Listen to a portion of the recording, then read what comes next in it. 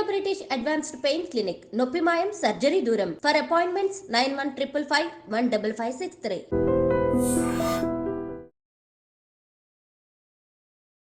Hi, hello, నమస్తే, welcome back to iDream media. ఈరోజు మనతో ఉన్నారు certified financial planner Subhash Babu గారు. ముఖ్యంగా డీమ్యాట్ అకౌంట్స్పై సెబీ తీసుకొస్తున్న లేటెస్ట్ డెసిషన్స్ తప్పకుండా మీరు తెలుసుకోవాలి, ఇన్వెస్ట్ చేసే ప్రతి ఒక్కరు కూడా. So stay tune. Hi sir. Hi అండి.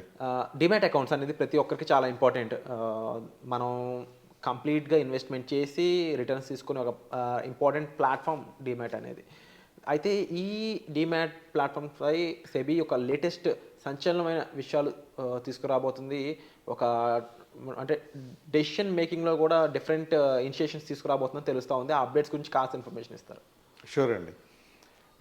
డీమ్యాట్లో సెబీ రీసెంట్గా తెచ్చిన చేంజెస్ కానీ మోడిఫికేషన్స్ కానీ ఎలా ఉన్నాయంటే, ఫ్యూచర్స్ అండ్ ఆప్షన్స్ మీద వాళ్ళు ఎక్కువ ఫోకస్గా చేశారు సెబీ వాళ్ళు. ఎందుకంటే ఇంతకుముందు కూడా చాలాసార్లు మనం చెప్పుకోవడం జరిగింది, మనం మార్కెట్లో కూడా వింటున్నాం, న్యూస్ పేపర్స్ చదువుతున్నాం. చాలామంది retail investors, common investors futures ఆప్షన్స్లో ఆ థ్రిల్ ఆఫ్ ఇన్వెస్టింగ్ వాళ్ళు ఎక్స్పీరియన్స్ చేయాలని ఇన్వెస్ట్ చేయడం, డబ్బు నష్టపోతారు. సో దాదాపు 90+% వాళ్ళు డబ్బు నష్టపోతారు. పెట్టిన డబ్బు కూడా వాళ్ళు రియలైజ్ చేయట్లేదు. ఇది గవర్నమెంట్ కూడా చెప్తోంది, అలా ఇన్వెస్టింగ్ ప్లాట్ఫామ్స్ కూడా వాళ్ళు చెప్పడం జరుగుతుంది. అంటే సగం తెలిసి తెలియని వాళ్ళు ఇన్వెస్ట్ చేయడం, డబ్బు నష్టపోవడం, గవర్నమెంట్ మాటిమాటికి వార్నింగ్ ఇవ్వడం, లేకపోతే అనౌన్స్మెంట్ చేయడం, యాడ్స్ ఇవ్వడం, ఫ్యూచర్స్ ఆప్షన్స్ మీద మీరు అవగాహన లేకపోతే చేయొద్దు అని. ఎంత చేసినా థ్రిల్ ఆఫ్ ఇన్వెస్టింగ్ వల్ల కాకపోతే చాలామంది అది ఆపుకోలేకపోతున్నారు. ఫ్యూచర్స్ ఆప్షన్స్ మీద ట్రేడింగ్ డబ్బు నష్టపోతారు.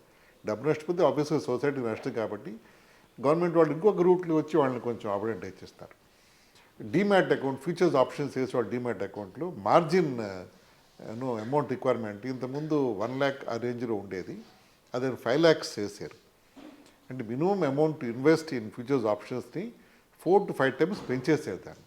అంటే ఫస్ట్ బ్లాక్ పెట్టారు, హర్డిల్ పెట్టారు రీటైల్ ఇన్వెస్టర్స్ కొంచెం అంటే వెనక్కి వెళ్ళేలాగా. అప్పుడు వాళ్ళు they go towards equity investing, అదొకటి.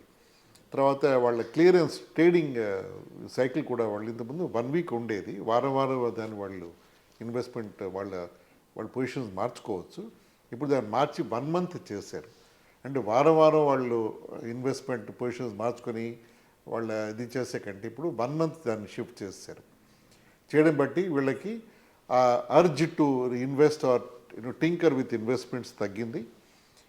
వాళ్ళు పెట్టవలసిన అమౌంట్ చాలా ఎక్కువ అవడంతో వాళ్ళు కొంచెం వెనక్కి తగ్గుతారని గవర్నమెంట్ హోప్. ఇది రిజల్ట్స్ చూడాలి ఎలా ఉంటాయో. అది కూడా 5 lakhs పెట్టి ఇన్వెస్ట్ చేస్తారా అంటే ఇది తెలియని ఏమవుతుందని, అది డెఫినెట్గా అదొకటి అవుతుంది.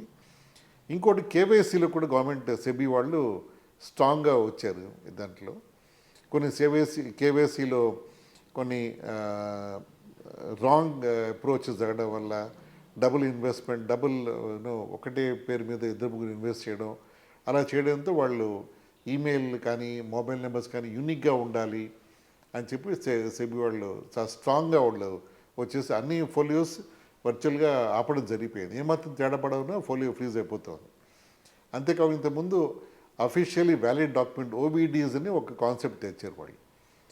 పాత రోజుల్లో అంటే not long ago, maybe 1 year 1.5 years back దాకా కేవైసీ చేసుకోవాలంటే మన ఏ బ్యాంక్ వెళ్ళినా ఎక్కడ వెళ్ళినా KYC, investment KYC, banking KYC కాకుండా మన ఎలక్షన్ కార్డ్ కానీ లేకపోతే డ్రైవింగ్ లైసెన్స్ కానీ బ్యాంక్ స్టేట్మెంట్ కానీ ఇచ్చేసి మనం అడ్రస్ ప్రూఫ్ కింద మనం కేవైసీ చేసి ఇన్వెస్ట్మెంట్ చేసాం చాలాసార్లు. అవన్నీ ఆపేసారు ఇప్పుడు. ఆ ఇన్వెస్ట్మెంట్ చేసిన కేవైసీ ఇన్వెస్ట్మెంట్స్ని వాళ్ళు కేవైసీ రిజిస్టర్డ్ మోడ్లో తీసుకెళ్ళిపోయేదాన్ని కొత్త ఇన్వెస్ట్మెంట్ చేయలేము. ఆ కేసెస్లో వాళ్ళు కొత్త ఇన్వెస్ట్మెంట్ చేయాలంటే దానికి కేవైసీ వ్యాలిడేట్ చేయాలి. వ్యాలిడేట్ చేయాలంటే ఆధార్ పెట్టుకుని మళ్ళీ ఒక ప్రాసెస్ ప్రకారం సెబీ వెబ్సైట్ వెళ్ళి ఒక ప్రాసెస్ ఫాలో అయ్యి మళ్ళీ కేవైసీ చేసుకోవాలి. అంటే అప్పుడు ఆధార్తో అడ్రస్ లింక్ అవుతుంది వాళ్ళది, అది పక్కా కేవైసీ వాళ్ళు పరిగణిస్తారన్నమాట. అప్పుడే వాళ్ళు ఇన్వెస్ట్మెంట్ చేయొచ్చు. అంతేకాకుండా ఇది చేయకపోతే ఇంతకుముందు చేసి ఇన్వెస్ట్మెంట్ కూడా విత్డ్రా కూడా చేయలేరు వాళ్ళు. అంటే ఎక్కడికే బ్రేక్స్ పెట్టేస్తారు. అంటే ప్రాసెస్ని సెటరేట్ చేయాలనే ఉద్దేశంతో వాళ్ళు చేసిన స్టెప్స్ సెబీ. ఇది కొన్ని వేల మందికి, లక్షల మందికి ఇబ్బంది కలిగించింది. ఒక 6 నెలలు 8 నెలలు ఇది. కానీ ఓవరాల్గా అల్టిమేట్గా ఇన్వెస్టర్ బెనిఫిట్ కోసమే వాళ్ళ సేఫ్టీ సెక్యూరిటీ కోసమే కాబట్టి వాళ్ళు టైంకి వాళ్ళు దాన్ని ప్రాసెస్ కొంచెం స్ట్రీమ్లైన్ చేసి స్మూత్గా చేసి ఫైనల్గా ఇప్పుడు ఒక పద్ధతిలో పడి ఇప్పుడు ఆ ప్రాసెస్ స్మూత్గానే వెళ్తుందని చెప్పుకోవచ్చు. సో ఒకటేమో డిమాట్ ఎఫ్ఎండో వాళ్ళు బ్లాక్స్ పెట్టి దాన్ని ఇచ్చేయడం, కంట్రోల్ చేయడం, వాళ్ళ tendency to invest are tendency to lose money అది ఆపడం కోసం సెబీ చేసిన ఎఫెక్ట్ అది. ఇంకోటి కేవైసీ మంచి క్లీన్ పోర్ట్ఫోలియోస్ ఉండాలి ఇన్వెస్ట్మెంట్ దీంట్లో బాస్కెట్లో అని చెప్పి పెట్టి రెండు చేశారండి వాళ్ళు. అండ్ అగైన్ ఎఫ్ఎండ్ఓ ట్రేడింగ్ అంత అంటే పిన్ పాయింట్ చేసి చేస్తున్నదే సెబీ ఇంకా ఎన్నో అదర్ థింగ్స్ని పట్టించుకోవట్లేదు. ముఖ్యంగా చూసుకున్నట్లయితే ఈ ట్రేడింగ్లోనే ఇంట్రాడే ట్రేడింగ్లోనే నష్టపోయే వాళ్ళలో చాలామందికి రెగ్యులేషన్స్ కానీ రూల్స్ బిల్ చేయడం కానీ ఈవెన్ దో ఈక్విటీ మార్కెట్లో కూడా ఒక్కొక్కసారి ఫాల్స్ న్యూస్ బయటికి రావడం కానీ ఇటువంటి వాటిని ఎందుకు కంట్రోల్ చేయట్లేదు సెబీ అనేది ఒక విషయం వినిపిస్తూ ఉంటుంది ఎప్పుడు. అంటే ఓన్లీ ఎఫ్ఎండ్ఓ మీద ఎందుకు అంత ఫోకస్, నష్టపోతున్నారని మాత్రమే అనుకుంటే ఇంకో పక్క రిటైలర్స్ మీద కూడా కొన్ని డెసిషన్స్ అనేవి మారాల్సి ఉంటుందని చెప్పేసి అంటే ప్యారలల్గా ఇటువంటి విషయాలు వినిపిస్తూ ఉంటాయి. బట్ సెబీ ఏం ఆలోచిస్తుంది మిగిలిన విషయాలపై కూడా అనేది ఒక అప్డేట్. సెబీ నా ఉద్దేశంలో చాలా మంచి వర్క్ చేస్తోంది. అండ్ కొన్ని కోట్ల మంది ఇన్వెస్టర్స్ ఇండియాలో ఉన్నారు. అందరి నీడ్స్కి వాళ్ళ సేఫ్టీ వెల్ఫేర్ చూడాలని వాళ్ళ ఆబ్జెక్టివ్ ఉంది వాళ్ళది.